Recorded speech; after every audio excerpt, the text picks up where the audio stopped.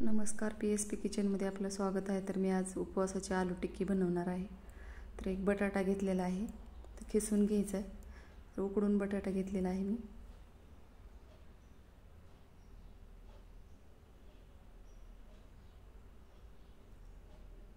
तर शाबू पीठ टाकायचे एक वाटी भगर पीठ टाकलेलं आहे। मिरची टाकायची हिरवी बारीक कापून, शेंगदाणे कूट, चवीनुसार मीठ टाकायचे। तर याला मिक्स करून घ्यायचे। जर लागत असेल तर थोडंसं पाणी टाकायचे। तर अशा पद्धतीने पीठ मळून घेतलेलं आहे मी। तर आता मी टिक्की बनवून घेणार आहे। तुम्ही ज्या आकाराची बनवायची त्या आकाराची बनवू शकता। अशाच पद्धतीने सर्व टिक्की मी बनवून घेणार आहे।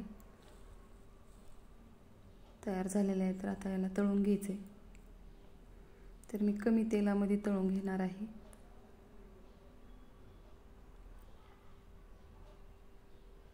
तर दोन्ही बाजूने पलटून घ्यायचे।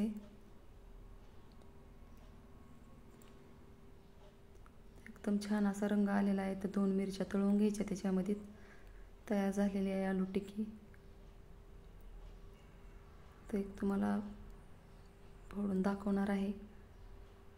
व्हिडिओ बघितल्याबद्दल धन्यवाद।